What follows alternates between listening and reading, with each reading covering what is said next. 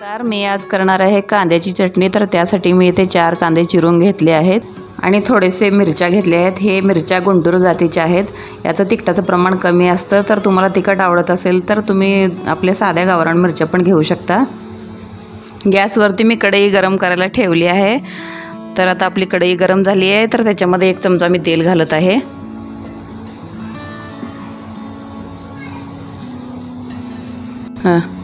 या तेलामध्ये मी थोडेसे 8-10 लाल मिरच्या घालत आहे, थोडेसे मेथ्या घालत आहे अर्धा चमचा आणि 8-10 मसाला पत्री घालत आहे। हे चांगलं व्यवस्थित भाजून घ्यायचं आहे। याला चांगलं व्यवस्थित भाजून घ्यायचं आहे। गॅस मंदच ठेवायचा। यामध्ये थोडीशी अर्धी वाटी बडीशेप घालायची आहे।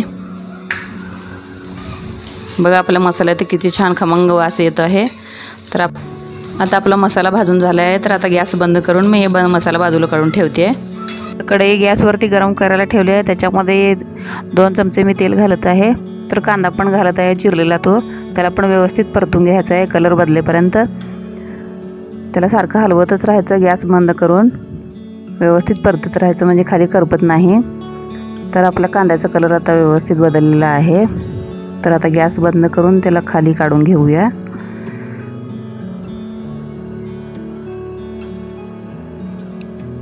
आता आपला मसाला पण व्यवस्थित भाजलेला आहे। तर मिक्सरच्या भांड्यात घालून त्याची बारीक पेस्ट पावडर करून घ्यायची आहे। तर पावडर पण झालेली आहे। तर आपण एका ताटामध्ये काढून घेऊ। आता याच भांड्यामध्ये कांदा पण घालून बारीक पेस्ट करून घ्यायची आहे। आता व्यवस्थित आपल्या कांद्याची पेस्ट तयार होते। कढई गरम करायला ठेवली आहे। तर कढई गरम झाली आहे। त्याच्यामध्ये थोडंसं 1 चमचा तेल घालून घेत आहे। आता आपण चटणीला फोडणी द्यायची आहे। यामध्ये मी 1 चमचा मोहरी घालते आणि 1 चमचा जिरे घालते। आता व्यवस्थित त्याला तडतडू द्यायचं आहे। याच्यामध्ये आता हे बारीक करून घेतलेला मसाला घालते आहे। थोडं याला हलवून घ्यायचं। यामध्ये मी 1 चमचा काळं तिखट घालायचं आहे। तर याला काळा मसाला पण ओळखलं जातं। तर याच्यामध्ये 16 ते 21 मसाले असतात। यामध्ये 1 चमचा मी लाल तिखट घालत आहे, काश्मीरी लाल तिखट घालत आहे। तर तुम्ही गावरान पण घालू शकता। तिखटाचं प्रमाण तुमच्या आवडीनुसार करू शकता तुम्ही। आता याच्यामध्ये मी बारीक केलेला कांदा घालून घेणार आहे। तिखट टाकल्यानंतर पटकन घालायचं नाही तर मसाला जळून जाऊ शकतो। व्यवस्थित याला परतून घ्यायचं। याच्यातलं कच्चेपणा निघून गेला पाहिजे। याच्यामध्ये चवीपुरती थोडीशी साखर घालते आहे।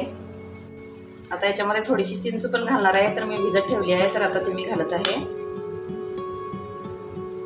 चिंच भिजवून त्याचं पाणी घालत आहे मी। त्याच्यातलं व्यवस्थित पाणी आटू द्यायचं आहे आणि चांगलं याला भाजून घ्यायचं आहे। थोडं कच्चं भाजलं तर लवकर खराब होऊ शकते।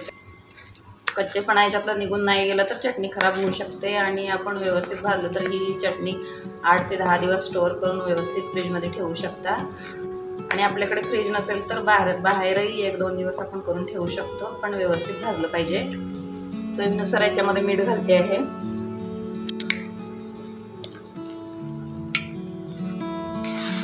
आपली ही चटणी आता व्यवस्थित भाजून तयार आहे। तर गॅस बंद करते मी आणि आता याला बाजूला काढून घेऊन आता एका प्लेटमध्ये काढून घेऊया।